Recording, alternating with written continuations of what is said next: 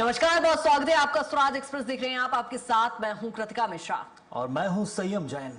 5 राज्यों और एक केंद्र शासित प्रदेश में हुए विधानसभा चुनाव के नतीजों की घड़ी आ गई है। वोटों की गिनती जारी है और शुरुआती रुझान तस्वीर साफ करने लगे हैं। जहां पश्चिम बंगाल में टीएमसी और बीजेपी के बीच कांटे की टक्कर देखने को मिल रही है, जहां कभी एक तो कभी दूसरी पार्टी बढ़त बनाती नजर आ रही है, तो वहीं असम में बीजेपी बढ़त बनाए हुए है, तो केरल में कांग्रेस की अगुवाई वाली यूडीएफ आगे चल रही है।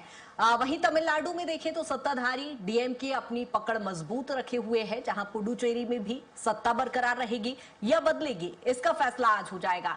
वहीं पश्चिम बंगाल में रिकॉर्ड मतदान के बीच ममता बनर्जी और शुभेंदु अधिकारी की सीट पर सबकी नजरें हैं। हॉट सीट चुकी है। कुल मिलाकर रुझानों के बीच सियासी मुकाबला बेहद दिलचस्प और रोमांचक बना हुआ है। तो ये इस वक्त ऐसे मोड़ पर आ चुका है कि अब आप समझ के चले कि रुझान भी पूरे हो जाएंगे। 1 बजे का वक्त हो चुका है और अब जल्दी नतीजा आपको देखने मिलेंगे, यानी किस सीट पर किस प्रत्याशी की जीत हुई है उसके एग्जैक्ट नतीजा आपको देखने मिलने वाले हैं। और ये सबसे खास हम इसलिए बताते हैं आपको क्योंकि रुझानों में बहुत उलटफेर हुआ है। पश्चिम बंगाल के अंदर देखिए दावा किया जा रहा था, शुभेंदु अधिकारी कह रहे थे कि वो 180 से ऊपर जाएंगे और वाकई वो हो रहा है। बिल्कुल बिल्कुल। और ये बड़ा अपडेट भी हम अपने दर्शकों को दे दें, जहां पश्चिम बंगाल में बीजेपी ने खेला कर दिया है। पश्चिम बंगाल में बीजेपी 200 पार पहुंच गई। जिस तरह से हम अमित शाह को लगातार सुन रहे थे, 170 और 180 के बीच का उन्होंने दावा किया था संयम, यहाँ 200 पार बीजेपी दिखाई दे रही है। 86 सीटों पर सिमटती नजर आ रही है, 100 का आंकड़ा पार नहीं कर पा रही, जबकि रुझानों में 100 के ऊपर थी। यहाँ तक कि रुझानों में दोनों पार्टियां एक दूसरे के आमने सामने चल रही थी। लग रहा था कि कुछ भी हो सकता है, लेकिन फिर शुभेंदु अधिकारी का वो दावा याद आ रहा है मुझे कि 190 से हम ऊपर जाएंगे, 180 से ऊपर जाएंगे, लगा ओवर कॉन्फिडेंस है, लेकिन अब 200 पार हो गए, यानी कि अपने आत्मविश्वास से भी ऊपर बीजेपी निकल गई। और इसके पीछे का गणित हम आपके साथ जरूर समझेंगे। हमारे साथ खास मेहमान भी जल्दी जुड़ेंगे, लेकिन इस वक्त बंगाल में खेल हुआ है जिसे नकार नहीं सकते हैं। बिल्कुल। और चूंकि अभी इसे रुझान ही कहा जाएगा संयम, क्योंकि अभी लगातार हम देख रहे हैं रुझान आ ही रहे हैं सामने, कुछ भी कहना अभी सही नहीं होगा। और बंगाल के रुझानों में जहां भाजपा सरकार फिलहाल बनती दिखाई दे रही है, जहां पश्चिम बंगाल में पूर्ण बहुमत मिलने के बाद जश्न का माहौल यहां पर दिखाई दे रहा है। रायपुर भाजपा कार्यालय की यदि हम तस्वीरें देखें, ये तस्वीरें आप देख सकते हैं, जहां जीत की खुशी में कार्यकर्ताओं ने यहाँ पर मिठाइयां बांटी है। कार्यालय में यहाँ पर जश्न का माहौल दिखाई दे रहा है और यहाँ पर बधाई एक दूसरे को लोग देते नजर आ रहे हैं। और ये तस्वीरें आप देखेंगे एक दूसरे को मिठाई खिलाते हुए। भाजपा मुख्यालय छत्तीसगढ़ की ये तस्वीरें हैं, राजधानी रायपुर की ये तस्वीरें हैं, जहां आप देख सकते हैं कि भाजपा जहां पश्चिम बंगाल में 200 पार पहुंच चुकी है और इसी की खुशी की झलक आप देख सकते हैं। ये राजनीति के अंदर कृतिका यही होता है कि आपका आत्मविश्वास काम आता है। बिल्कुल। बंगाल आप जीत रहे हैं, असम आप जीत रहे हैं, लेकिन देखिए केरल और तमिलनाडु के अंदर खाता तक नहीं खुला है बीजेपी का, लेकिन इसकी निराशा नहीं है। और यही कांग्रेस के साथ है, केरल जीत रहे हैं लेकिन किसी और राज्यों में खाता नहीं खुल रहा है। हाँ। लेकिन निराशा नहीं है। और यही राजनीति सिखाती है कि आत्मविश्वास में लगे रहिए, भले एक जीत रहे हैं आप जीतिए, आत्मविश्वास से लबरेज रहिए, 4 के हारने का गम नहीं है। ये राजनीति खूबसूरत तस्वीर। और इस वक्त बीजेपी जश्न मनाती हुई आप देख सकते हैं रायपुर कार्यालय की तस्वीर आपको दिखा रहा है बीजेपी पार्टी दल। बिल्कुल बिल्कुल। और इसी बीच ममता बनर्जी का एक बड़ा बयान सामने आया है। उन्होंने कहा है चुनाव आयोग मनमर्जी कर रहा है, कार्यकर्ता काउंटिंग सेंटर पर ही रहे, अंतिम राउंड के बाद हम ही जीतेंगे। दावा करती नजर आ रही है कि हम ही जीतेंगे। ममता बनर्जी ने अब भी जीत का दावा किया है। मतलब संयम देखो, इस स्थिति में भी हालांकि ममता बनर्जी भी कॉन्फिडेंट है, हालांकि ये डर वाले भाव कहीं ना कहीं दिखाई दे रहे हैं। उन्होंने कहा कि वहां पर सेंटर्स पर लोग बने रहे, कार्यकर्ता बने रहे, जो कि हम मतदान के बाद से ही ये तस्वीर लगातार देख रहे थे कि वो तो उनकी रातों की नींद उड़ी हुई थी। और अब वो अभी भी यही कह रही है कि कार्यकर्ता काउंटिंग सेंटर पर बने रहे, यानी डर भी है। लेकिन वो क्या कुछ कह रही है वो भी हमारे दर्शकों को सुनाते हैं। জানিয়ে বলছে প্লিজ দয়া করে কেউ কাউন্টিং এজেন্টরা এবং প্রার্থী ক্যান্ডিডেটরা তারা ভোটিং এলাকা ছেড়ে আসবেন না। স্ট্রং রুমে যেখানে কাউন্টিং হচ্ছে মানে সেন্টারে, সেখানে ছেড়ে কেউ আসবেন না। এটা বিজেপির প্ল্যান। প্রথম 2-3 রাউন্ডে আমি কালকে থেকেই বলছি যে ওদেরগুলো আগে দেখাবে, আমাদেরগুলো পরে দেখাবে। এবং অনেক জায়গায় 2-3 রাউন্ড কাউন্টিং করার পরে প্রায় 100টা জায়গায় কাউন্টিং বন্ধ করে রেখে দিয়েছে। এবং কল্যাণীতে ধরা পড়েছে 7টা মেশিন, যেখানে কোনো মিল নেই। এটা টোটাল ফোর্সফুলি সেন্ট্রাল ফোর্সকে দিয়ে চারিদিকে তৃণমূল কংগ্রেসের উপর অত্যাচার করছে। সবাইকে নমস্কার। तो देखिए, बंगाली में अपनी जनता को संबोधित करते हुए साथ में अपने कार्यकर्ताओं को खासतौर पर बताया जा रहा है कि काउंटिंग सेंटर पर बने रहे। चुनाव आयोग और बीजेपी पर लगातार आरोप इस वक्त भी चल रहे हैं, नतीजे आने तक भी। बिल्कुल बिल्कुल, और एक उम्मीद है, एक आशा है कि आखिरी राउंड के बाद हम ही जीतेंगे। ये अपने आप में बड़ी एक उम्मीद उनके चेहरे पर देख पा रहे हैं हम। और इसी बीच एक और अपडेट दे देते हैं, जहां असम में एक बार फिर कमल खिल रहा है, जहां 97 सीटों पर भाजपा फिलहाल आगे चल रही है। कांग्रेस को यहाँ पर बड़ा एक झटका लगते दिखाई दे रहा है। 24 सीटों पर कांग्रेस को बढ़त है।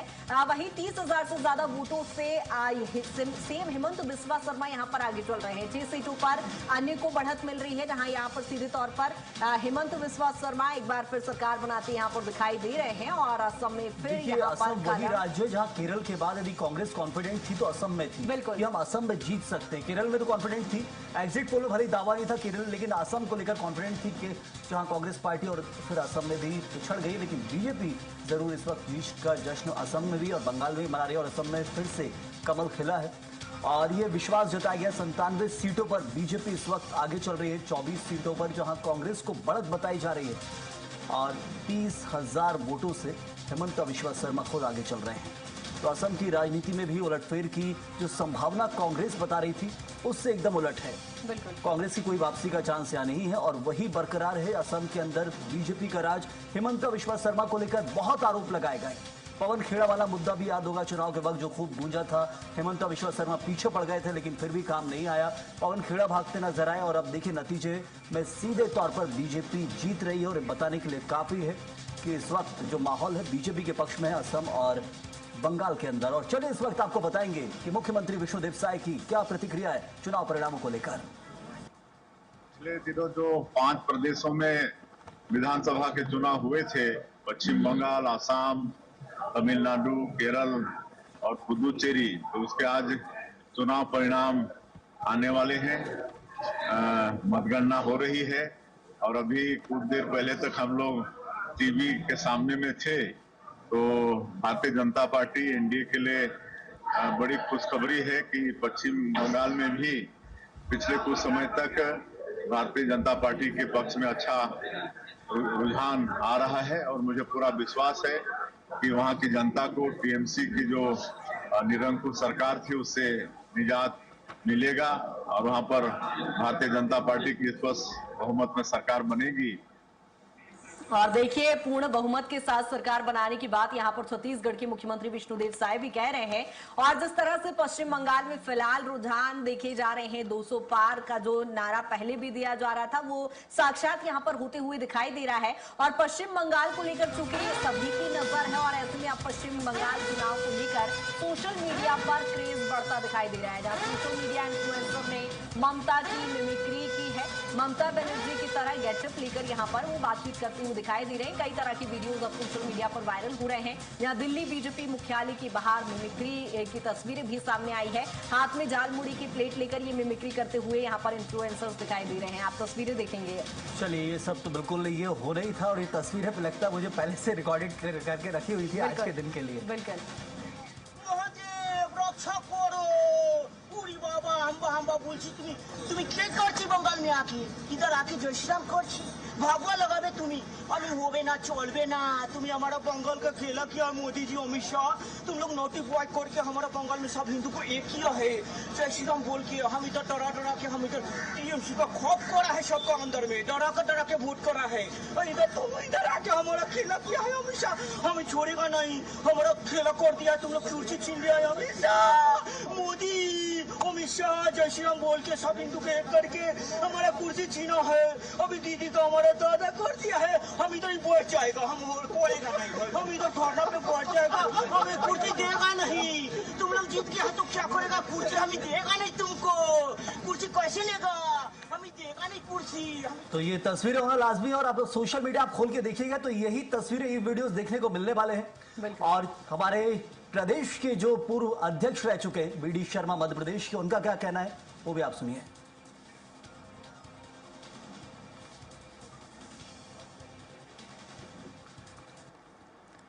और खजुराहो सांसद वीडी शर्मा का भी बयान सामने आए, जिस तरह से बीजेपी के सभी नेताओं के बयान आने शुरू हो गए हैं, जहां भाजपा की प्रचंड बहुमत के साथ जीत को लेकर वो चर्चा करते नजर आ रहे हैं। इसी बीच हमारे सहयोगी के साथ वीडी शर्मा यहां पर दिखाई दे रहे हैं तस्वीरों में, और आप देखेंगे जहां वीडी शर्मा भी जीत को लेकर ही कुछ ना कुछ यहाँ पर प्रतिक्रिया इस वक्त लगातार नेताओं की आएगी। और बंगाल हो, असम हो, केरला हो, तमिलनाडु हो, जो राज्य हैं ये बहुत खास इसलिए मैं बार बार बोलता हूं कि केरला और तमिलनाडु की राजनीति एकदम उलट है। बीजेपी ने कितनी कोशिश यहाँ की है, यहाँ तक कि केरला में एक बहुत बड़ी ऐतिहासिक जीत बंगाल में दिखाई दे रही है। असम में तो उम्मीदें थी, लेकिन बंगाल में रिकॉर्ड टूटा। नहीं, बंगाल में भी उम्मीद थी, और इतने वर्षों से जो तैयारी हमारे कार्यकर्ता दंश झेल रहे थे, उनका पेशेंस था। देश के प्रधानमंत्री नरेंद्र मोदी जी के नेतृत्व में जनता ने अथाह विश्वास व्यक्त किया है। प्रधानमंत्री मोदी जी की गरीब कल्याण की योजनाओं से लेकर के हर गरीब के जीवन में बदलाव लाने का काम जो हुआ है, बंगाल के अंदर तो उन्होंने रोकने का काम किया, लेकिन प्रधानमंत्री मोदी जी का संकल्प है सबका साथ, सबका विकास, सबका विश्वास। आज उस मंत्र पर जनता ने आशीर्वाद दिया है। अमित शाह जी की कुशल रणनीति, भारतीय राजनीति के आधुनिक चाणक्य कहे जाने वाले, वो ऐसे ही नहीं कहे जाते, वो आज से नहीं कितने वर्षों से इस तैयारी में थे। आज उनका संकल्प साकार हुआ है कि बंगाल में भी भाजपा का परचम फहराए। इसलिए अमित शाह जी से लेकर हमारे राष्ट्रीय अध्यक्ष नितिन नवीन जी के नेतृत्व में कार्यकर्ताओं ने मेहनत और परिश्रम की है, और जो कार्यकर्ताओं के बलिदान लोगों ने दिया और कार्यकर्ताओं के साथ जो गुंडिज्म हुआ, आज बंगाल की जनता ने इस बात को साबित कर दिया कि ये सब नहीं चलेगा। न घुसपैठ चलेगी, न तुष्टीकरण चलेगा, न गुंडिज्म चलेगा। भारतीय जनता पार्टी पर मोदी जी के नेतृत्व में विश्वास व्यक्त किया है। और सबसे बड़ी बात एक और मैं कहना चाहता हूं कि नारी शक्ति बंधन अधिनियम में जिस प्रकार से टीएमसी, डीएमके, सपा इन्होंने धोखा दिया, माननीय प्रधानमंत्री मोदी जी ने ये जनता को, हमारी नारी शक्ति को जिस प्रकार से उन्होंने अधिकार देने का जो प्रयास किया था, ये धोखा, तो आप देखिए बंगाल में टीएमसी भी गई और डीएमके भी तमिलनाडु के अंदर गई, और आगामी आने वाले समय में उत्तर प्रदेश के अंदर सपा के वो हाल हो जाएंगे कि ये जीरो पर पहुंचेंगे। तो इसलिए देश की जनता ने, बंगाल की जनता ने, तमिलनाडु की जनता ने प्रधानमंत्री मोदी जी पर विश्वास व्यक्त किया। क्या लगता है जिस तरह का रक्त चरित्र था बंगाल का, अब वो चरित्र बदलेगा बीजेपी के आने के बाद? चरित्र भी बदलेगा, सब कुछ बदल जाएगा, और बंगाल विकास की राह पर होगा। क्या लगता है प्रधानमंत्री नरेंद्र मोदी की झालमुड़ी काम कर गई? उन्होंने जिस तरह से लोगों को कनेक्ट किया, आप भी लेकिन मोदी जी की झालमुड़ी इसलिए काम कर गई कि प्रधानमंत्री नरेंद्र मोदी गरीबों के साथ जुड़े हुए नेता हैं। क्योंकि जो एक गरीब माँ का बेटा देश का प्रधानमंत्री है, वो गरीबी जानता है, गरीबों का दर्द जानता है, हर गरीब के जीवन में बदलाव क्या होगा और कैसे होगा ये वो जानता है। आज उसी का तो परिणाम है ये। कोई ऐसे होता है क्या? आज देश के अंदर प्रधानमंत्री मोदी जी के नेतृत्व में परचम फहर रहा है, भारतीय राजनीति की दिशा बदल दी।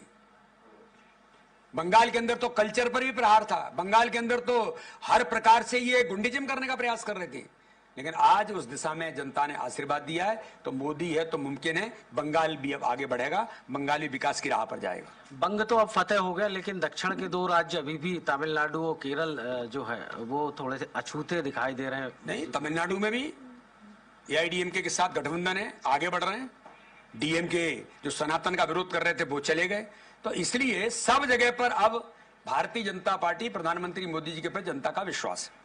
तो निश्चित तौर पर जो विश्वास है जनता का वो कायम होगा, और अब बंगाल जो है वो फिर से एक बार जो है बीजेपी की जीत पे जो यहाँ वीडी शर्मा का कहना है कि जिस तरह से बंगाल की फतेह हुई है, उस तरह से आगे भी जो है केरल हो या जो तमिलनाडु राज्य है, वहाँ भी एआईएडीएमके के साथ जो गठबंधन है वो भी जीत की ओर आगे बढ़ा है। और देख सकते हैं यहाँ पर वीडी शर्मा ने कई सारी यहाँ पर बातें कहते हुए नजर आए हैं। तुष्टीकरण की राजनीति को लेकर भी उन्होंने कहा, और बहुत सारी बातें उन्होंने ली है, और खासतौर पर उन्होंने कहा कि जिस तरह से प्रधानमंत्री नरेंद्र मोदी का जो विश्वास था, जो कार्यकर्ताओं की मेहनत थी, उसी का ही ये कहीं ना कहीं परिणाम है। संयम और ये इस वक्त जो तमिलनाडु को लेकर एक प्रतिक्रिया दी थी वीडी शर्मा ने, कहा कि तमिलनाडु में सफाया हो रहा है डीएमके का, लेकिन उसका कारण कहीं भी एआईएडीएमके नहीं है। हाँ, लेकिन बीजेपी का उसमें सहयोग, लेकिन बीजेपी का अब तक खाता नहीं खुला है। लेकिन टीवीके ने दुनिया को, देश को चौंका के रख दिया है कि आखिर ऐसे परिणाम, क्योंकि एग्जिट पोल मेरे पास है, एक भी एग्जिट पोल में टीवीके को दावा नहीं किया गया था, और अब ये दावा देखने को मिल रहा है कि पूरे उलट साबित हो रहे हैं। तमिलनाडु में वाकई चौंकाया गया है। बिल्कुल, और चूंकि लगातार हम अपने दर्शकों को अपडेट्स दे रहे हैं, जहां बंगाल के रुझानों में भाजपा सरकार बनाती दिखाई दे रही है, जहां पश्चिम बंगाल में पूर्ण बहुमत मिलने के बाद जश्न का माहौल है। पश्चिम बंगाल में भगवा परचम लहराया जा रहा है, और वहीं डॉक्टर रमन सिंह का भी इस बीच बयान सामने आया है। उन्होंने कहा ये ममता के कुशासन का अंत है और मोदी की गारंटियों पर मुहर है। डॉक्टर रमन सिंह ने कार्यकर्ताओं को बधाई, शुभकामनाएं दी है, कहा है कि बंगाल की जनता ने नया इतिहास लिखा है। क्या कुछ कह रहे हैं वो भी बातें हैं। ये अद्भुत क्षण है। मैं बधाई देना चाहता हूँ सभी मतदाताओं को, कार्यकर्ताओं को, वेस्ट बंगाल की जनता को नमन करता हूँ जो संघर्ष करते रहे, मगर संघर्ष के बाद सबक सिखाया है ममता को। उनको मालूम हो गया था कि चुनाव में वो हार रहे हैं, और पराजय के डर से उन्होंने बहानेबाजी ढूंढना शुरू कर दिया। अब बहाने से काम नहीं चलेगा। ये अद्भुत क्षण है। मैं बधाई देना चाहता हूँ सभी। तो चुनाव परिणामों को लेकर नेताओं की प्रतिक्रिया इस वक्त सामने आ रही है, और चलिए इस पर चर्चा भी करेंगे। हमारे साथ खास मेहमान इस वक्त जुड़े हुए हैं। उमेश घोरमेड़े बीजेपी प्रवक्ता हैं, और साथ में मौजूद है रमेश शर्मा, वरिष्ठ पत्रकार। आप दोनों का बहुत बहुत स्वागत इस चर्चा में जुड़ने के लिए। उमेश जी, खेला की बात की गई थी, बंगाल में तो होना था तय। चुनाव परिणाम जो बता रहे हैं बिल्कुल एग्जिट पोल के अनुसार चल रहा है, उससे ज्यादा आप निकल गए। लेकिन तमिलनाडु का भी जिक्र होगा, यहाँ खेला आपके साथ हो गया लग रहा है, क्योंकि यहाँ टीवी के आगे निकल गई है। बंगाल और तमिलनाडु दोनों को लेकर आपकी प्रतिक्रिया। देखिए, तमिलनाडु में एआईएडीएमके के साथ हमारा गठबंधन है, और वहां पर भी वोट परसेंट के लिहाज से कहें या फिर गठबंधन के साथ आगे बढ़ने का विषय कहें, हम लगातार आगे बढ़ रहे हैं। और आपको यह भी नहीं भूलना चाहिए कि पश्चिम बंगाल में भारतीय जनता पार्टी के लिए इसी प्रकार का परसेप्शन था जो तमिलनाडु के और साउथ के क्षेत्रों के अंदर में भारतीय जनता पार्टी के लिए अभी आप कह रहे हैं। हाँ। ठीक इसी प्रकार अगर मैं बात करूं 2002 की शुरुआत की, तो भारतीय जनता पार्टी के कार्यकर्ताओं ने संघर्ष करते हुए 5% वोट शेयरिंग से पश्चिम बंगाल में शुरुआत की।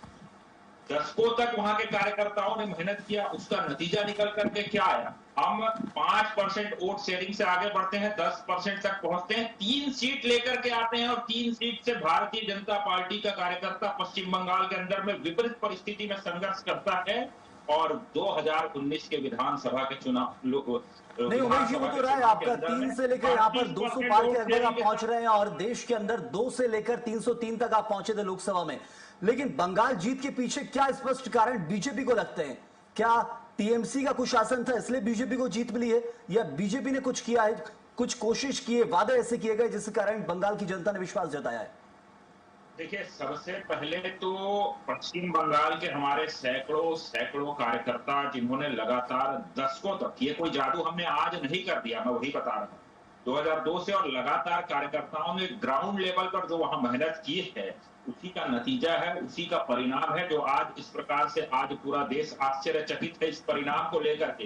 लेकिन भारतीय जनता पार्टी के किसी नेता, किसी कार्यकर्ता के चेहरे में आश्चर्य नहीं दिखेगा, क्योंकि ये परिश्रम है कार्यकर्ताओं की, और जो टीएमसी का वहां पर आतंक था, जो टीएमसी का गुंडा राज था, जो टीएमसी का अत्याचार था, जो टीएमसी का विकास विरोधी फार्मूला था, जो टीएमसी का ध्रुवीकरण का फार्मूला था, जो टीएमसी का बांटो और राज करो का फार्मूला था, ये उसका अंश है। और साथ ही साथ टीएमसी का चेहरा, जो महिला विरोधी चेहरा लोकसभा के अंदर उजागर हुआ, टीएमसी ने जिस प्रकार से महिलाओं का विरोध किया, ये उसका भी परिणाम है जो आज इस प्रकार से रिजल्ट के रूप में, एक रुझान के रूप में आगे बढ़ता हुआ दिख रहा है। निश्चित तौर पे जब परिणाम निकल करके आएंगे, अंतिम परिणाम निकल करके आएंगे, तो टीएमसी कहीं नजर नहीं आएगी। चलिए ठीक है, बिल्कुल, ये अभी अंतिम परिणामों का इंतजार करना बाकी है। रमेश शर्मा जी, ये बंगाल के अंदर जो मुकाबला देखने को मिला टीएमसी और बीजेपी के बीच में, ये बीजेपी उपलब्धि बता रही है टीएमसी के कुशासन को लेकर। क्या बीजेपी के कुछ वादे हैं जिन पर बंगाल की जनता ने विश्वास किया? क्योंकि टीएमसी की गुंडागर्दी ज्यादातर हमें देखने मिली है, बीजेपी जब जब कदम रखती है बंगाल के अंदर, टीएमसी कार्यकर्ता और बीजेपी कार्यकर्ताओं में झड़प होती है, आज तक वो तस्वीर चल रही है चुनाव से लेकर नतीजों के दिन तक। देखिए, इसमें कोई शक नहीं कि पिछले कुछ वर्षों से टीएमसी के शासन में कहीं ना कहीं अपराध बढ़ा था और ये जो गुंडागर्दी कहते हैं, हिंसा कहते हैं, वो बढ़ी थी। पिछले चुनावों में भी अगर हम देखें तो कितने लोग प्राण गए थे। इस बार मुझे लग रहा है कि चुनाव आयोग ने, सुरक्षा बलों ने जो सतर्कता वहां बरती है और कंट्रोल किया है, 2.5 लाख वहां पर लोग तैनात किए गए, इससे कहीं ना कहीं लोगों ने बेखौफ होकर के घर से निकल करके वोट देना शुरू किया। एक तो मुझे ये व्यवस्था ठीक लग रही है। दूसरी पर मुझे जो लग रहा है, पिछले कुछ दिनों से जो वातावरण बन रहा था बंगाल में, असम में, मिजोरम में, कहीं ना कहीं घुसपैठ जिस तरीके से बढ़ रही थी और ममता बनर्जी घुसपैठ को जोड़ दे रही थी, और जिस तरीके से वो जो FIR लागू हुआ, FIR लागू में ये ठीक है कि कुछ ऐसे मतदाता भी हैं जिनका 1 से 2 जगह नाम था, वो नाम कटे हैं, लेकिन बड़ी संख्या में जो लोग बांग्लादेश से घुसपैठ करके आए थे, रोहिंग्या घुसपैठ करके आए थे, उनके नाम कटे।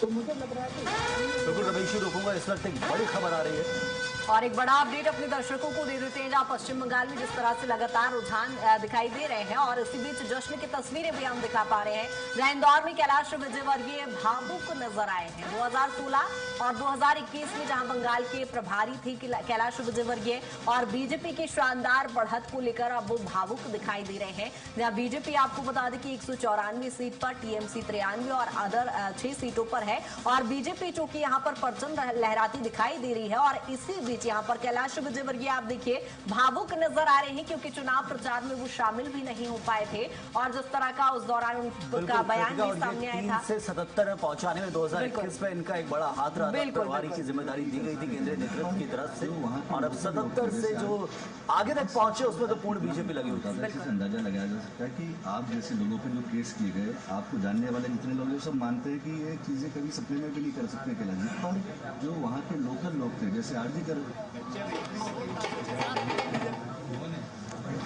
वहाँ शासन का कितना दुरुपयोग होता था, इसी से अंदाजा लगाया जा सकता है कि आप जैसे लोगों पर जो केस किए गए, आपको जानने वाले जितने लोग सब मानते हैं कि ये चीजें कभी सपने में भी नहीं कर सकते कैलाश जी, पर जो वहाँ के लोकल लोग थे जैसे आरजी कर, वहाँ शासन का कितना दुरुपयोग होता था, इसी से अंदाजा लगाया जा सकता है कि आप जैसे लोगों पर जो केस किए गए, आपको जानने वाले जितने लोग सब मानते हैं कि ये चीजें कभी सपने में भी नहीं कर सकते कैलाश जी, पर जो वहाँ के लोकल लोग थे जैसे आरजी कर, वरिष्ठ पत्रकार हमारे साथ रमेश शर्मा जी जुड़े हुए हैं। सर, आप देख रहे हैं जिस तरह से कैलाश विजयवर्गीय भावुक नजर आ रहे हैं, आंसू उनके दिखाई दे रहे हैं। सर, जिस तरह से हमने देखा एक समय पे 2021-2016 में उनकी बड़ी महती भूमिका रही है और अभी देखा जाए तो चुनाव प्रचार में कहीं ना कहीं वो शामिल नहीं हो पाए थे, काफी कटाक्ष भी किए गए, तंज भी विपक्ष की ओर से उन पर कसे गए। ऐसे में सर इतनी बड़ी जीत पर वो भावुक नजर आ रहे हैं, क्या कहेंगे आप? स्वाभाविक रूप से उनका भावुक हो जाना ये कोई आश्चर्यजनक बात नहीं है, क्योंकि वो 2 बार वहाँ के, जैसा कि आपने भी कहा कि प्रभारी रहे हैं। तो बंगाल में जिस तरीके से वातावरण बन गया था और भारतीय जनता पार्टी ने एड़ी चोटी का जोर लगा दिया, मोदी जी जिस तरीके से वहाँ गए हैं और अंतिम दिनों में तो अमित शाह जी ने वहाँ पर पेश किया है, भाजपा का ऐसा कोई बड़ा नेता नहीं जो वहाँ पर न गया हो। तो जिस तरीके से ताकत भाजपा ने लगाई थी, उस ताकत की सफलता पर भाजपा के कार्यकर्ताओं का इस तरीके से भावुक हो जाना ये स्वाभाविक भी है। वही कैलाश विजयवर्गीय जी का देखने को मिल रहा है। तो मोटे तौर पर कहीं ना कहीं वो जो हम लोग चर्चा कर रहे थे, तो आप कल्पना कर सकते हैं पिछले कुछ वर्षों में कितना अपराध बढ़ा था, महिलाओं के प्रति कितना अपराध बढ़ा था। श्री ममता बनर्जी ने मुख्यमंत्री होकर के कहा था कि देर रात को महिलाएं घर से ना निकले। तो कल्पना कर सकते हैं कि असामाजिक तत्वों का कितना ज्यादा खौफ हो गया था। बिल्कुल रमेश रोकूंगा, इस वक्त मैं आपके पास लौटूंगा। बीजेपी कार्यकर्ता जश्न मनाते नजर आ रहे हैं बंगाल और असम को लेकर, और रायपुर की तस्वीर इस वक्त जो आप इस वक्त टीवी स्क्रीन पर देख रहे हैं, बंद हो जाएगा और जितने भी अपराधी ममता की सरकार और टीएमसी कार्यकर्ता है, सबके ऊपर कार्रवाई होगी और भारतीय जनता पार्टी की सरकार पश्चिम बंगाल को एक अलग विकास की ओर लेकर जाएगी। क्या संदेश दे रहे हैं? पूरा बोलना देखिए, उत्साह जो भारतीय जनता पार्टी को आज बंगाल की जनता ने दिया है, निश्चित रूप से उनके आशाओं और विश्वास के अनुरूप बंगाल विकास करेगा। आदरणीय प्रधानमंत्री नरेंद्र मोदी जी का जो ये जीत है, जो उनके नेतृत्व में हमने ये जीत हासिल करी है, ये पूरे हिंदुस्तान के लिए एक जीत है और वह हिंदुत्व की जीत है, राष्ट्रवाद की जीत है और पूरे देश को इसके लिए बधाई है। छत्तीसगढ़ के भी तमाम बड़े नेताओं ने पश्चिम बंगाल में जाकर लगातार मेहनत की। इसका विशेष देखिए, भारतीय जनता पार्टी के कार्यकर्ता नेता राष्ट्रवादी विचारधारा के साथ काम करते हैं और पूरे देश में इसका अलग है और बंगाल ने भी आज बता दिया है और राष्ट्रवाद के साथ चल रही है। बंगाल की जनता भी तो कार्यकर्ताओं के हौसले बुलंद है और जीत का जश्न मनाना स्वाभाविक है, क्योंकि लंबे समय के बाद आखिरकार बड़ी मेहनत के बाद जीत मिली है। और बंगाल को लेकर जो कैलाश विजयवर्गीय की प्रतिक्रिया सामने आई, भावुक नजर आए थे और चर्चा भी करेंगे हमारे साथ इस वक्त हमारे चैनल हेड प्रभु पटेरिया जी जुड़े हुए। प्रभु जी, ये जो कैलाश विजयवर्गीय की तस्वीर अभी देखने को मिली है, देश ने देखी है, भावुक नजर आ रहे हैं बंगाल को लेकर। बंगाल से उनका रिश्ता रहा है, पर्सनल भी रहा है और राजनीतिक दल के नाते भी रहा है। और अब देखिए जो तस्वीर है वो हैरान इसलिए कर देती कि 2026 में बहुत ज्यादा कुछ नहीं देखा बंगाल में, लेकिन उन्होंने 21 में बहुत किया, 3 से 77 में पहुंचाने में बड़ा हाथ रहा था। बिल्कुल सेम जो आपने कहा है कि 3 से 77 में बंगाल में भारतीय जनता पार्टी को पहुंचाने में जो कैलाश विजयवर्गीय का योगदान है उसको पूरी पार्टी ने अप्रिशिएट किया है। उनकी पार्टी ने लगभग 4 या 5 मौके ऐसे भी आए थे जब वहां पर चुनाव के लिए, पिछले चुनाव के दौरान वहां पर वो काम कर रहे थे कि उनके जान पर भी संकट आ गया था। एक जगह तो उनको घेर लिया गया था और केंद्रीय मंत्री, गृह मंत्री उस समय अमित शाह थे, अमित शाह ने फिर जो है बंगाल के जो डीजीपी और चीफ सेक्रेटरी से सीधे बात करके उनको वहां से निकलवाया था। तो इस तरीके से अपनी जान दांव पर लगाकर उन्होंने वहां पर पिछली बार काम किया था। और बिल्कुल ये भी सही बात है कि कैलाश विजयवर्गीय के वहां से जो है निजी रिश्ते भी है बंगाल से, कलकत्ता उनकी ससुराल है। और राजनीतिक तौर पर उनने जहां भी काम उनको लगाया गया, पार्टी ने बहुत काम किया। बंगाल में तो उनने अपना ये कहें कि सर्वश्रेष्ठ योगदान दिया था पिछले चुनाव 2021 में, लेकिन नतीजे वैसे नहीं आए जैसे कि भारतीय जनता पार्टी को उम्मीद थी और कैलाश विजयवर्गीय को उम्मीद थी। परिणाम जो यदि कहे कि किसी चुनाव में अच्छा काम करने का जो इनाम मिलता है तो कैलाश विजयवर्गीय को इनाम नहीं, बंगाल में काम करने की एक तरीके से सजा मिली कि बंगाल में उनके खिलाफ 36 केस दर्ज किए गए, जो कि फर्जी केस खुद कैलाश विजयवर्गीय ने कहा कि उनके खिलाफ 36 झूठे केस दर्ज किए गए। पुलिस उनको खोज रही थी, बंगाल की पुलिस जगह जगह, और इसलिए जो है पार्टी ने उनको रोक रखा था कि वो बंगाल ना जाए, बंगाल जाने से बचे, क्योंकि जो झूठे केसों में उनको उनके खिलाफ कार्रवाई करने का एक डर वहां पे था। तो इसलिए चुनाव में चाहते हुए भी कैलाश विजयवर्गीय वहां नहीं जा पाए, पार्टी ने भी उनको रोक कर रखा। बाकी नेताओं को जरूर भेजा गया।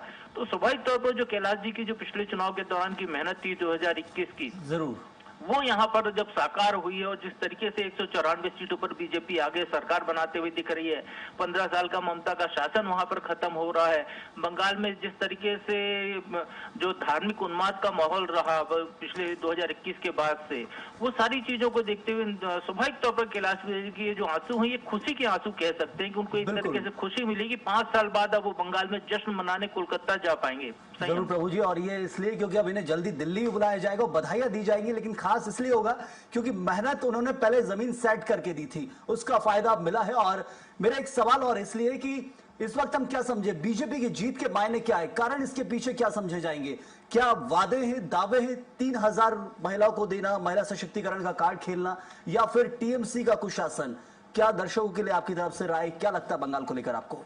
सारी चीजें एक साथ हो गई। देखिए, जब कोई भी सरकार 5 साल रहती है तो उसके खिलाफ एंटी इनकम्बेंसी डेवलप होना शुरू हो जाती है। और फिर यहाँ तो बंगाल में ममता बनर्जी की सरकार 3 बार लगातार रही है और माँ माटी मानुष इस नारे के साथ वो सरकार में आई थी। जिस सिंगूर के आंदोलन से ममता बनर्जी की उपज हुई है, उस सिंगूर में आप जाकर देखिए कि जिन किसानों की जमीनें ली गई थी वो आज भी वहां पर मजदूर की हैसियत से काम कर रहे हैं।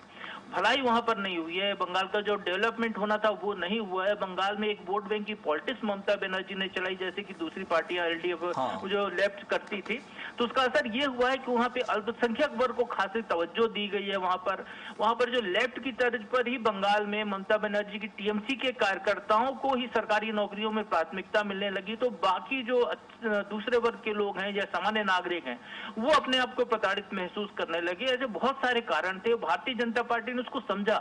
पिछले चुनाव में भारतीय जनता पार्टी ने एग्रेसिव काम किया जब कैलाश विजयवर्गीय वहां पर थे, अमित शाह का नेतृत्व मिल रहा था उनको।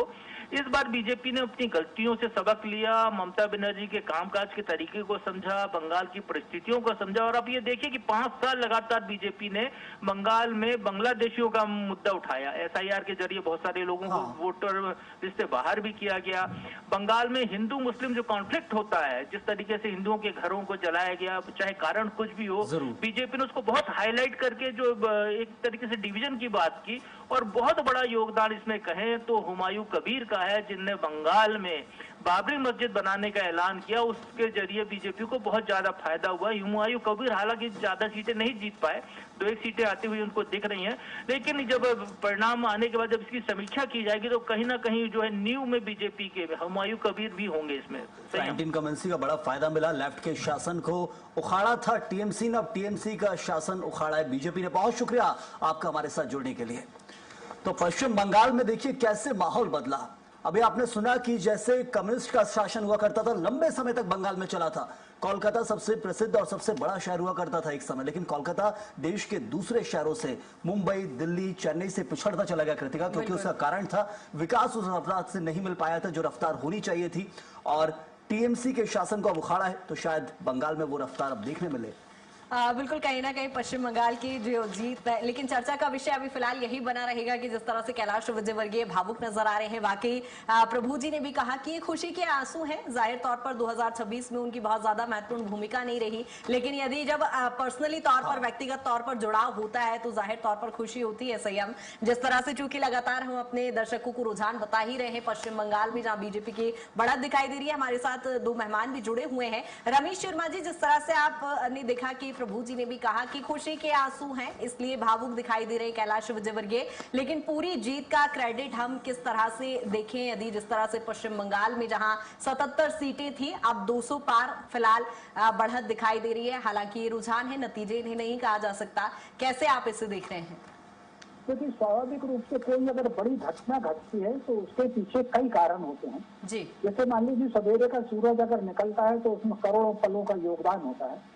ठीक उसी प्रकार ममता बनर्जी का पराजित होना और भाजपा का जीतना, इसके पीछे कई कारण है। तो लंबे समय की, जैसा कि प्रभु जी ने भी कहा कि लंबे समय की जो सरकार के प्रति कहीं ना कहीं एक दूरी होती है, वो है।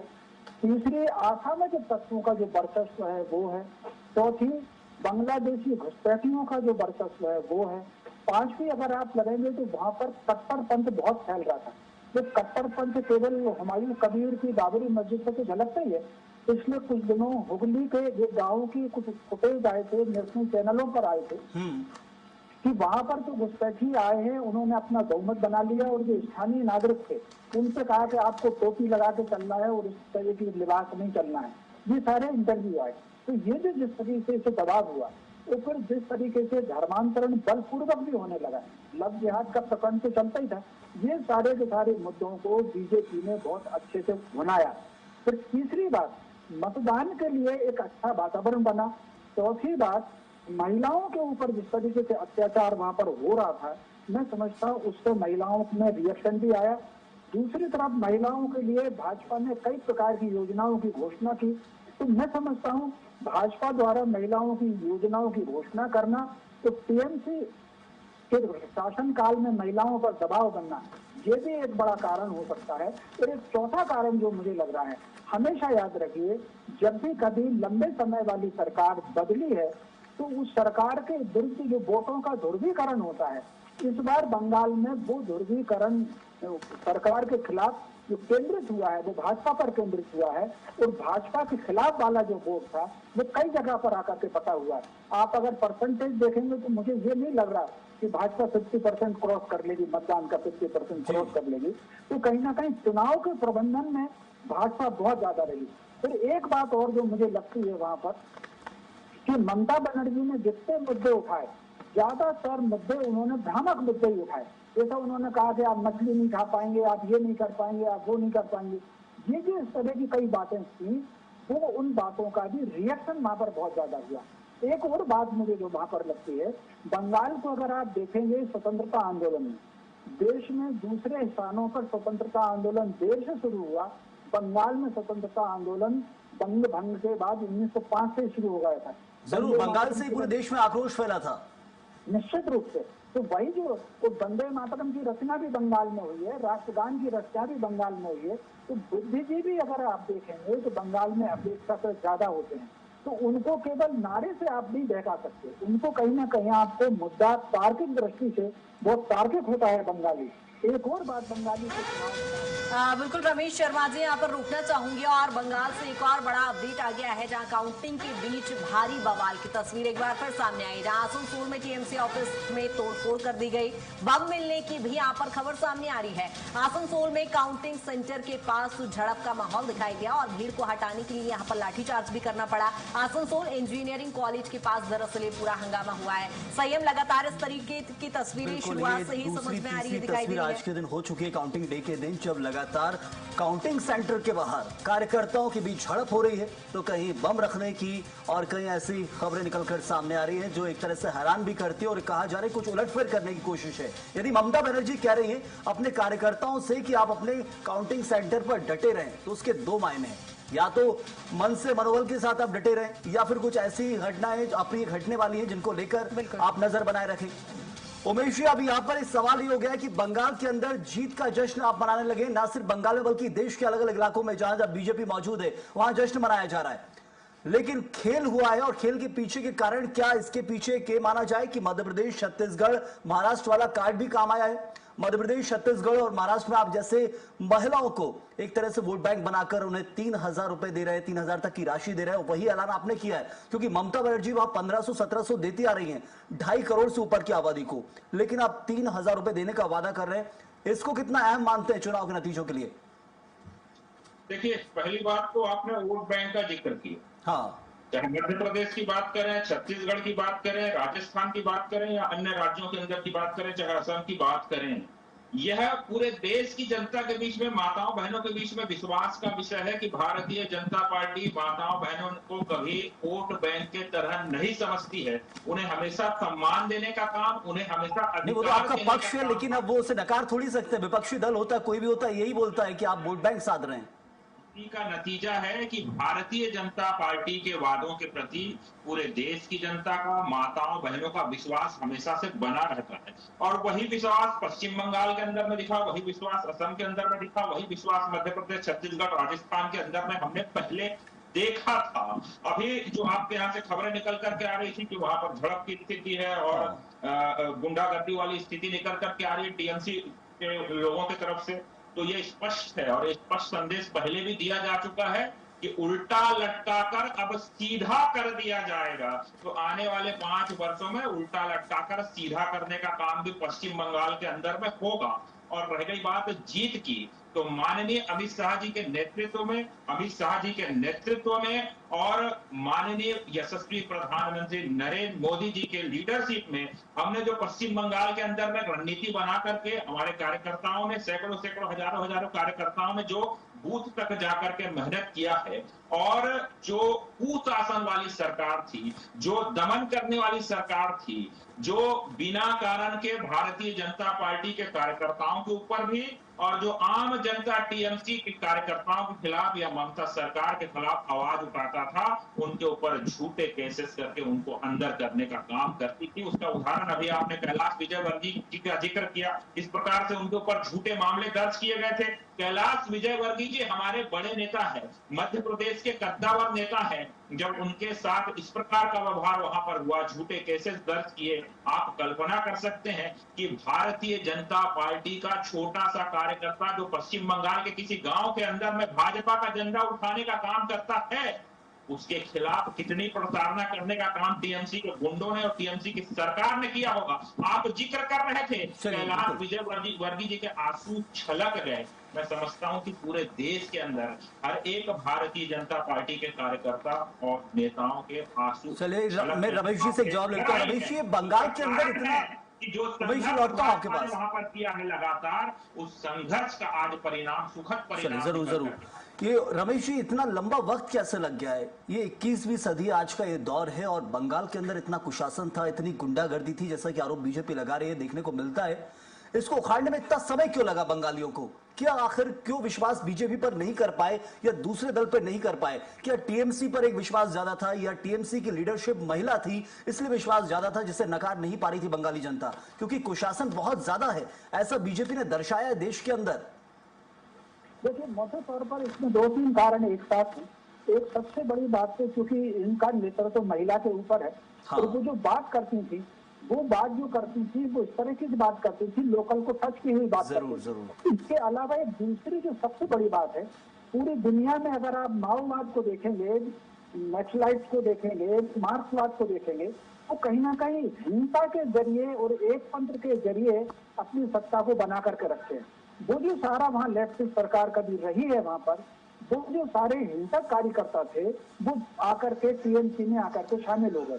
तो जिस तरीके से मतदान के समय, अगर आपने पिछले चुनाव में देखा होगा, कितने लोग वोट डालने घर से नहीं निकलते थे और कितने लोग दरवाजे से लौट जाते थे वोट डाल पाते थे। इसके कारण कहीं ना कहीं मतदान का परसेंटेज भी प्रभावित होता था, और जो टीएमसी से संबंधित लोग थे वो उनका मतदान अधिक होता था। इस बार अगर आप देखेंगे, रिकॉर्ड तोड़ मतदान हुआ। परिवर्तन का कारण रिकॉर्ड तोड़ मतदान है। तो कहीं ना कहीं वो जो वातावरण बना है, 2.5 लाख सुरक्षाकर्मी लगे, चुनाव आयोग की शक्ति रही, तो इस कारण लोग खुलकर के वोट देने गए। तो फिर महिलाओं में बड़ा परिवर्तन आया, महिला अत्याचार को लेकर के। आप अगर देखेंगे परसेंटेज भाजपा को जो मिलेगा उसमें महिलाओं का परसेंटेज ज्यादा होगा। तो स्वाभाविक रूप से वातावरण भी है, चुनाव का प्रबंधन भी है, असफलताएं भी हैं टीएमसी की, जिसके कारण ये परिवर्तन आया है। जी बिल्कुल, ये बंगाल के अंदर परिवर्तन हुआ, असम में हुआ है, और तमिलनाडु का भी एक जिक्र मैं यहाँ करूंगा, लेकिन उससे पहले तस्वीरें दिखा देते हैं। तस्वीरें ये रायपुर की आप देख रहे थे, लेकिन फिलहाल बंगाल की ये तस्वीर आप देख रहे हैं। बंगाल और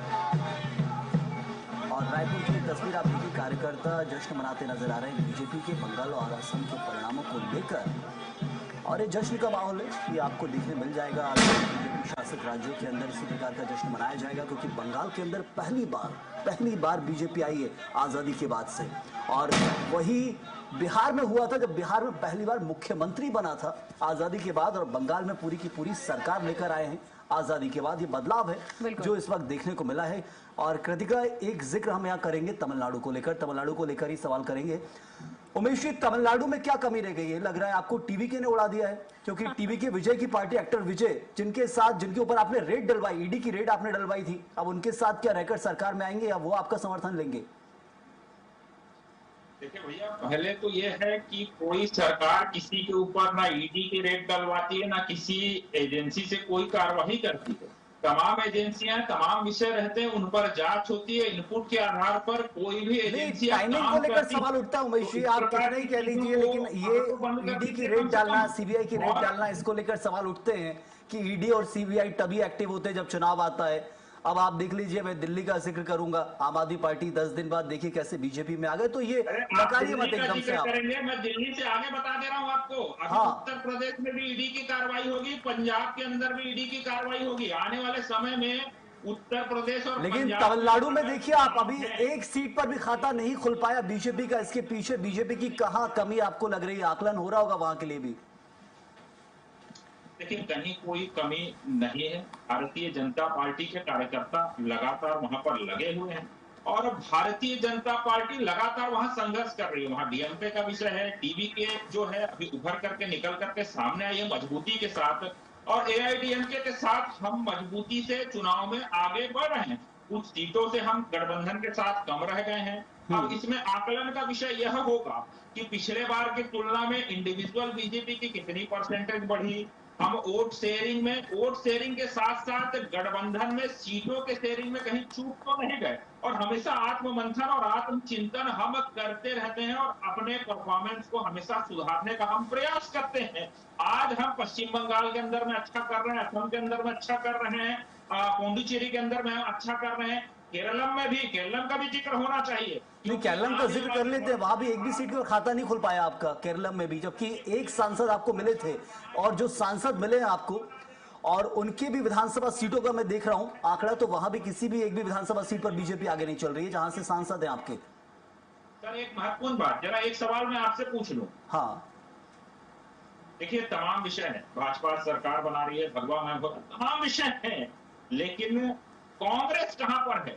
चलिए बिल्कुल, कांग्रेस की बात आपने की और कांग्रेस से प्रवक्ता जुड़ गए मेरे साथ। अपराजिता, स्वागत है आपका इस चर्चा में जुड़ने के लिए। मेरा सबसे महत्वपूर्ण सवाल, बीजेपी से आपने सुन लिया, कांग्रेस कहां पर है? केरला में आप आ गए, तमिलनाडु में कहां है? बंगाल में 292 सीटों पर आपने लड़ा, कहां है? एक भी सीटों पर आप नहीं आ रहे हैं। असम में जीत का दावा आपका था केरला के बाद, लेकिन वहां भी नहीं आए। बताइए आप। सबसे पहले मैं आपके चैनल के माध्यम से केरल के लोगों का धन्यवाद देना चाहती हूँ कि उन्होंने सही चीज को चुना, उन्होंने सत्य का साथ दिया और कांग्रेस पार्टी की सरकार वहां बनने जा रही है। जहां तक आप बात करें असम की, हमने देखा किस तरीके से वहां पे फॉल्टी डिलिमिटेशन हुआ, गलत तरीके से वहां पे परिसीमन किया गया। जम्मू एंड कश्मीर में भी हमने यही देखा था। अब देखिए, हम बात करते हैं वेस्ट बंगाल की। वेस्ट बंगाल में हमने क्या देखा? एक ममता बनर्जी की खुद की कॉन्स्टिट्यूएंसी में 40,000 लोगों के नाम काटे गए। ये क्या है? ये SIR को हथियार बनाकर जो भारतीय जनता पार्टी ने चुनाव लड़ा है वेस्ट बंगाल में, एजेंसीज का इस्तेमाल कर किस दुरुपयोग किया गया, लोगों को डराया धमकाया गया, ये बंगाल के चुनाव में हमने साफ देखा। भारतीय जनता पार्टी हमेशा बात करती है विकास की, काम करती है ध्रुवीकरण का। अरे शुभेंदु अधिकारी जी खुद मान लिया, उन्होंने खुद कहा कि हमने हिंदू वोटों को कंसोलिडेट किया। ये तुष्टीकरण की राजनीति नहीं है तो क्या है? साफ प्रमाण है। आज इस लोकतंत्र में इतना दुर्भाग्यपूर्ण है कि चुनाव आयोग से विश्वास उठ गया है लोगों का। ये हमने पहली बार पश्चिम बंगाल में देखा। नहीं, लेकिन आपके लिए एक महत्वपूर्ण सवाल ये भी है कि जहां आप घाट घाट पर दल बदल देते हैं। देखिए, आप बंगाल में आप क्या हो रहा है आपके साथ, आपके सामने है कम्युनिस्ट पार्टी, केरला में आपके सामने कम्युनिस्ट है, लेकिन तमिलनाडु में आप कम्युनिस्ट के साथ लड़ते हैं, असम में कम्युनिस्ट के साथ लड़ते हैं। ऐसा क्यों होता है आपके साथ? क्यों आप एक साथ ही पूरे देश में नहीं लड़ लेते हैं? आपकी रणनीति क्यों बदल जाती है वक्त वक्त पर? और इसी के साथ एक और चीज सुनिए आप, केरला के अंदर देखिए, आप बिहार में आरजेडी के साथ लड़ते हैं, महाराष्ट्र में एनसीपी के साथ लड़ते हैं, लेकिन वही आरजेडी और एनसीपी कम्युनिस्ट के साथ लड़ रहे हैं, LDF के साथ। आप अलग हो जाते हैं। ये आपके अलग अलग समीकरण क्यों रहते हैं? देखिए, अलग अलग समीकरण बिल्कुल नहीं है। नेशनल लेवल के चुनाव अलग होते हैं, स्टेट लेवल के चुनाव अलग होते हैं। हमने बंगाल में इस बार क्या किया? हम ग्रास रूट पे कांग्रेस पार्टी अपनी प्रेजेंस बनाएगी और कांग्रेस पार्टी स्वयं नेक्स्ट चुनाव जो बंगाल में होगा वो हम अकेले लड़ेंगे, क्योंकि हमें अकेले लड़ना है। देखिए, कांग्रेस पार्टी का निश्चित तौर पर स्टैंड क्लियर है। सबके साथ कांग्रेस पार्टी खड़ी है। आपकी आवाज अकेले आपने बंगाल में इस बार भी लड़ा है और पूरे हौसले के साथ लड़ा, लेकिन एक भी सीट पर खाता नहीं खुल रहा है बंगाल में आपका। देखिए, बिल्कुल सही बात है, ये लंबी लड़ाई है। मैंने आपको कहा ना, सत्य पराजित कभी नहीं हो सकता, प्रताड़ित और परेशान हो सकता है, पर निश्चित तौर पे हमें बंगाल में काम करने की जरूरत है। हम ये मानते हैं कि हमें और मेहनत करने की जरूरत है और नेक्स्ट बार जो बंगाल के चुनाव होंगे उसमें कांग्रेस पार्टी का शानदार प्रदर्शन रहेगा और हम अपनी गलतियों से सीखें। इसीलिए मैंने आपको कहा कि हम इन स्टेट्स में कांग्रेस पार्टी स्वयं लड़ेगी, हम अकेले वो चुनाव लड़ेंगे और अपनी रणनीति तैयार करेगी ग्रास रूट लेवल तक, नीचे तक जाकर हम बंगाल में कांग्रेस पार्टी को वापस लाएंगे ना, कि अलग तमिलनाडु में अलग है, केरला में अलग है, असम में अलग है। वही पार्टी हमारी दुश्मन है, वही पार्टी इस राज्य में हमारी दोस्त है। रणनीति राजनीति का हिस्सा है। और यह रमेश जी, मेरा एक जो सवाल इसी को लेकर है कि आखिर क्या रणनीतियां नेशनल स्तर पर अलग है, राज्यों के अंदर अलग अलग हो रही है पार्टियों को लेकर। कांग्रेस से दावा कर रही है कि बंगाल में वो बढ़ेगी, फिलहाल एक सीट पर नहीं बढ़ रही है। हौसले के साथ सभी सीटों पर अपने अपने नेताओं को उतार दिया गया था। क्या बंगाल में कभी कांग्रेस का कोई चांस लग रहा है आपको? कौन सा एजेंडा, कौन सा मुद्दा होगा? क्योंकि अभी तो बीजेपी की शुरुआत हो रही है। देखिए, मोटे तौर पर मुझे जहां तक लगता है कि कांग्रेस को कहीं ना कहीं मुद्दे बदलना होंगे।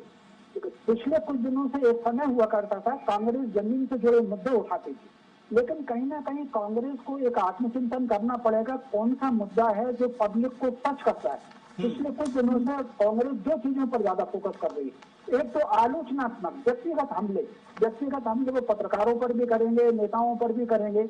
उनकी जमीन के एक जमाना हुआ करता था, जमीन से जुड़े नेता, गांधी जी हो, नेहरू जी हो, इंदिरा जी हो, बिल्कुल कहीं ना कहीं जमीन से जुड़े होते थे और जमीन की बात करते थे। इस समय मुझे लग रहा है कि कांग्रेस में इस तरह की जमीन का जुड़ाव कम है। छोटा सा उदाहरण देना चाहता हूँ।